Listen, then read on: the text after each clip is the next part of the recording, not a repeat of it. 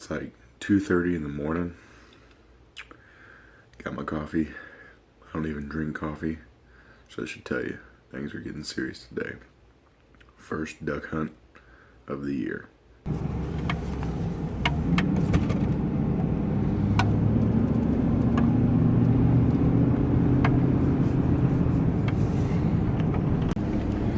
I can never sleep before the first time going duck hunting. And I feel like it doesn't matter how many times I go, I never have everything 100% ready. And I'm just too excited, you know? But the problem is we're hunting public land, so we don't know if we'll even get a chance to hunt. We have to go do what's, you have to go draw for it. So a whole bunch of guys go into a small room, stand there for way too long, get irritated. Listen to a guy, give us the rules and regulations, and then we all take turns drawing numbers out of a box. The ones with the 30 lowest numbers get to go hunting. Got my coffee, got warm clothes. It's on today. I'm going by myself. It's not that's nothing weird. I go by myself a lot of times. I enjoy that because I have a certain way I like to hunt. But I'm looking forward to it. First time of the year, so let's hope I get out there, period. Super excited. Looks like there's quite a few people pulling in here. It is Thanksgiving week, so a lot of people aren't going to be out of school. It's probably not the best week for me to want to do this, but it's the best opportunity I've got. So let's just hope for our best, cross our fingers.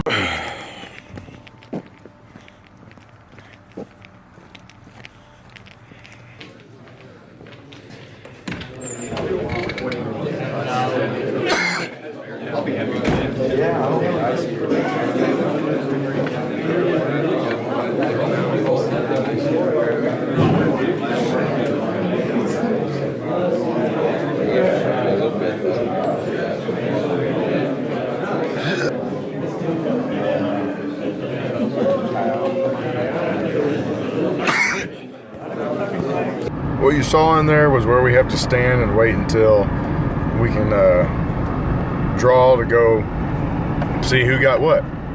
Well, I think there was 43 groups. Each group's allowed to draw one pill. That's what they call a pill, to see what spot they got. I drew number 7. So out of 43 people, I picked that number 7, baby. Let's hope it pays off, and I picked a decent spot. The way it works is there's a board on the wall, and you saw me walk up to it. It's got numbers all over it, show each area location, how many hunters there were the day, you know, every day prior to the day you're there, and how many birds they killed. So you just try to go off of that, and you say, okay, they've killed a lot of birds this day. Hopefully that keeps going that way. So I kind of just made a Hail Mary decision. And hey, no matter what, I'm going hunting. So just get pill 7. I mean, you know, God's number. He must have my back. We're gonna kill some birds today, or at least see some.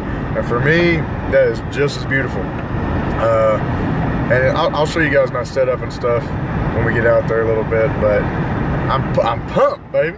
We're going hunting today.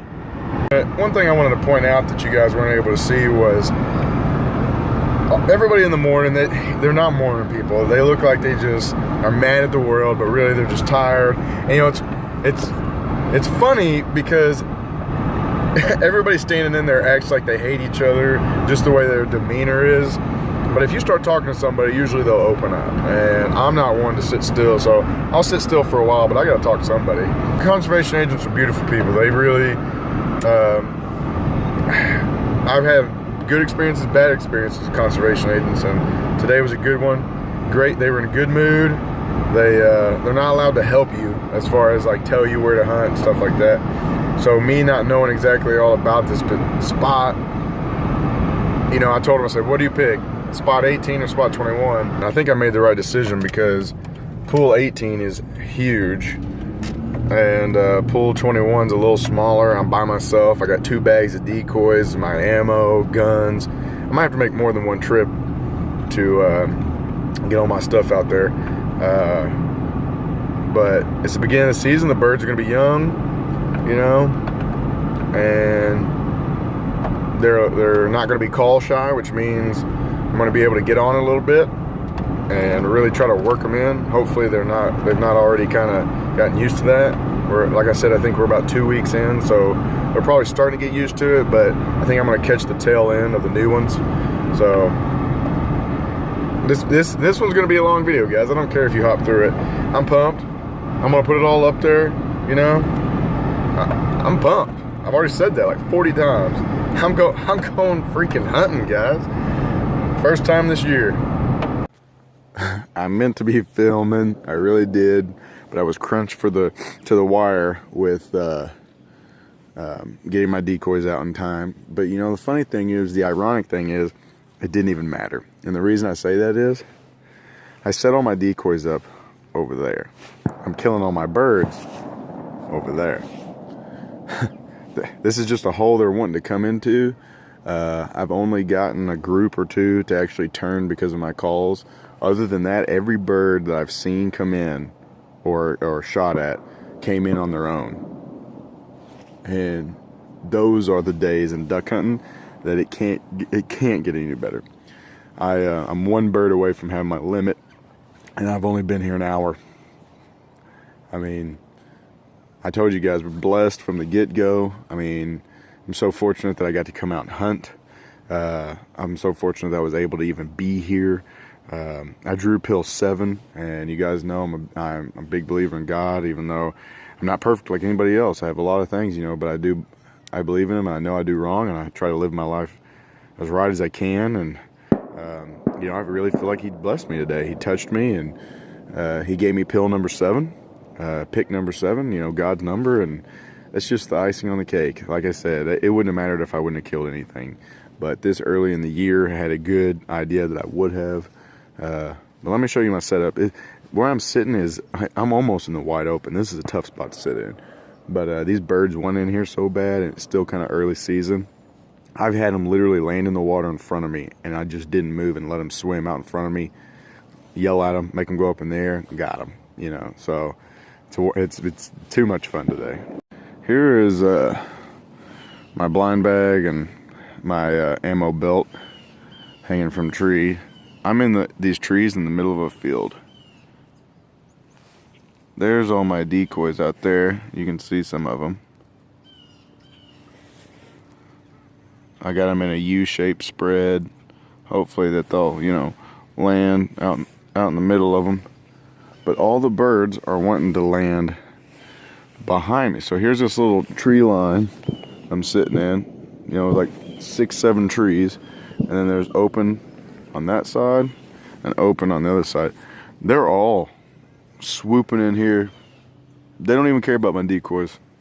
It doesn't faze them at all. If anything, it might be helping give them confidence, and they're just coming in on the backside.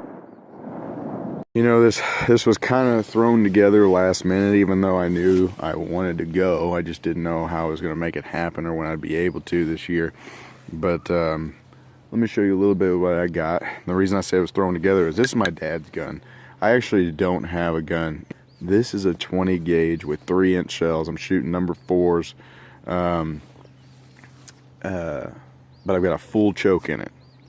So, and the difference between the speed on this and a 12 gauge is 50 feet per second, at least on the brand of shells I buy. That's the difference between a 20 and 12. I don't believe you need a 12. Could you reach out maybe a little further? Yeah. Do you have a bigger spread of bullets? Of course. But the mixture of the 3-inch with a full choke, living proof today. I have taken some shots that, 30, 40 yard shots, and I'm dropping the birds. I had one coming in, no joke. It came in from this way, and I just hear, the sound of their wings cutting through the air. Look, I've got this limb right here. So I've got to hurry up and shoot before I get to this limb. He gets to right here. I pull the trigger. Here he is in the air. Boom. He goes from here all the way to over about in here. That much. And in the camera, that might not look far. But that's a good, I'd say, oh man, 30, another 30 yards. So he had so much momentum. It's today it's all ring necks, and I did kill a hen maganser, hooded maganser. I thought it was another ring neck coming in. I've nothing but ring necks coming in. I saw a couple shovelers try to come in. One group of mallards. Now this morning when I came in, there was a ton of greenheads and mallard hens in here, just mallards in general. I mean, there was a ton of ducks in here. I saw a lot of teal cutting in here in the morning. But you can tell these ducks are still not used to the shooting. They kind of are and they kind of aren't. I'm watching a few ducks flare off in the distance. We're going on into late week 2, early week 3 or something like that of duck season. This is my call. Now I got this for Father's Day. I love this call.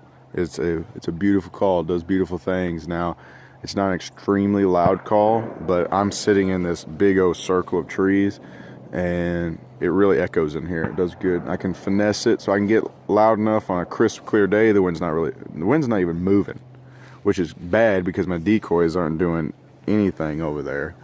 So I wish I had a jerk string or a pulsator or something. It's coming up back here. It's probably about 7:30, 7:45 now. And I'm hearing shooting. You might be hearing it in the background. But I want to point out too, 6:15 was shooting hours. I heard some shots at 6:13. I'm just saying. I got 3 shots left. And then I've used a whole box. So it just shows how rusty I am. Now granted, I've used some on wounded. But, was that 25 shells for 6 birds? Don't tell anybody that. I started talking about this call. This is an R&T Alpha 2. It is a double reed.